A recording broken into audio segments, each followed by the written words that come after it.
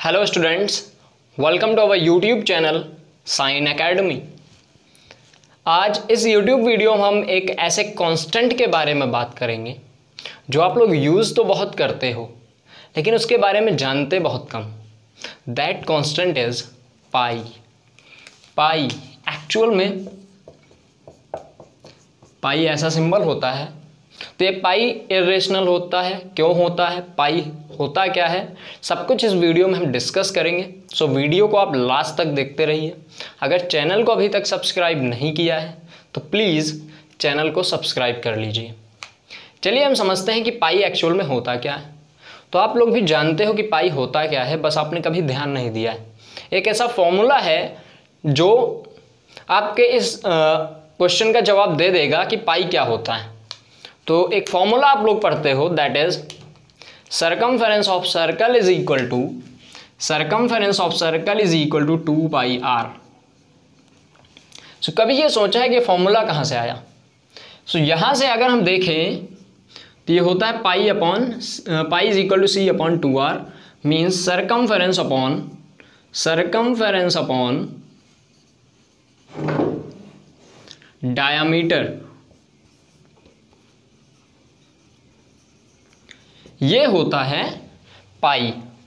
सो जब initially circumference upon diameters को calculate किया गया, मीन्स अगर आप एक थ्रेड ले लेते हो और आप उसे सर्कल के फॉर्म में रख देते हो, फिर आप उसका डायमीटर कैलकुलेट करते हो d, तो थ्रेड की जो लेंथ थी c और उसका जो डायमीटर आया d, आप ये रेशियो कैलकुलेट करते हो c अपॉन d, तो कुछ वैल्यू आएगी। ठीक है, आप फिर से जो है एक बड़ा थ्रेड ले लेते हो, फिर से आप यही काम करते हो, फिर से c अपॉन डी कैलकुलेट करते हो, फिर से कुछ वैल्यू आएगी। तो सिमिलरली यार आप 3-4 बार करते हो ये, और आप देखते हो कि हर बार c अपॉन डी जो है ऑलमोस्ट सेम आ रहा है। तो जब वो सेम आ रहा था तो वही काम मैथमेटिशियंस ने किया, उन्होंने उसे एक नया नाम दे दिया, दैट इज पाई। उन्होंने उस कांस्टेंट को बोल दिया पाई। सो ये तो समझ में आ गया कि पाई आ गया। तो जो इसकी वैल्यू आती थी, जैसे सी अपॉन डी कैलकुलेट करोगे आप, तो 3.14 के आसपास आती थी। हर बार 3.14 के आसपास आ जाती थी। तो इसकी वैल्यू आ गई पाई इज इक्वल टू 3.14, जो कि 22/7 के बहुत अप्रॉक्सीमेट करीब है। सो इसे 22/7 बोल दिया गया। ठीक है, 3.14 को बोल दिया गया कि पाई की जो वैल्यू है अप्रॉक्सीमेटली 22/7 होती है। लेकिन क्वेश्चन ये आता है कि क्या ये जो लिखा हुआ है सरकमफेरेंस अपॉन डायमीटर मींस पाई, ये पाई है, ये इर्रेशनल नंबर है। ये इर्रेशनल क्यों है? भाई आपको ये तो पता चल गया होगा अब तक कि पाई इर्रेशनल है, आप पढ़ चुके होंगे कहीं ना कहीं। लेकिन क्वेश्चन ये क्यों, व्हाई? जब हम ये बोल रहे हैं कि पाई जो है अपना 22/7 है, सो 22/7 तो रेशनल है, तो हम इसे इर्रेशनल क्यों बोल रहे हैं? तो इसका जवाब ये है कि आप जब डायमीटर को मेज़र करोगे या फिर आप इस थ्रेड की लेंथ को मेज़र करोगे, तो आप किसी ना किसी इंस्ट्रूमेंट का यूज़ करोगे, आप स्केल का यूज़ करोगे, आप वर्नियर कैलिपर्स का यूज़ करोगे, कुछ ना कुछ आप यूज़ करोगे। और आप जो कुछ भी यूज़ करोगे, हर एक इंस्ट्रूमेंट का एक मिनिमम नंबर होता है। जैसे मान लीजिए ये आपकी स्केल है, तो आपकी स्केल में सेंटीमीटर्स होते हैं और फिर मिलीमीटर्स होते हैं। ठीक है, अब अगर मिलीमीटर से भी छोटी डिस्टेंस मापनी हो तो आप क्या करोगे? मिलीमीटर से छोटी डिस्टेंस मेजर करने के लिए आप वर्नियर कैलिपर्स ले आओगे। तो मान लो ये जो है 1 मिलीमीटर तक कर रहा था, आपका वर्नियर कैलिपर्स 0.1 मिलीमीटर तक कर देगा। चलो ठीक है, आप अगर और भी ज़्यादा कुछ करना चाहोगे तो आप स्क्रू गेज ले आओगे। भाई आप कितने डिजिट्स तक, आप चाहे जो कुछ इंस्ट्रूमेंट लाओ उसकी एक मिनिमम डिजिट होगी, उसकी एक मिनिमम डिजिट होगी, एक मिनिमम मेज़र होगा, वो उससे नीचे मेज़र नहीं कर पाएगा।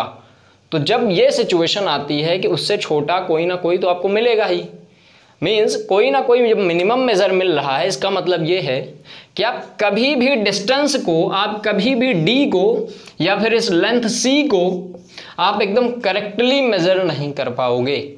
आपको कुछ ना कुछ पॉइंट के बाद, डिजिट्स के बाद आपको रुकना पड़ेगा।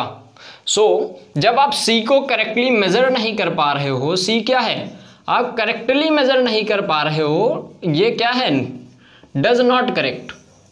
सी को आप करेक्टली मेज़र नहीं कर पा रहे हो, आप डी को भी एकदम सही से मेज़र नहीं कर पा रहे हो, तो आपका जो आंसर आएगा वो क्या एकदम सही आएगा क्या? ऑफ कोर्स सीधी सी बात है कि सर नहीं आएगा, वो गलत आएगा, वो एकदम क्लियर सही नहीं आएगा। सो ये अप्रॉक्सीमेटली तो आता है 3.14 या फिर 22/7, लेकिन एकदम एग्जैक्टली नहीं आता है। दैट्स वाई ये रेशनल नंबर नहीं है, बिकॉज ये इसकी करेक्ट वैल्यू नहीं है, ये एक इर्रेशनल नंबर है।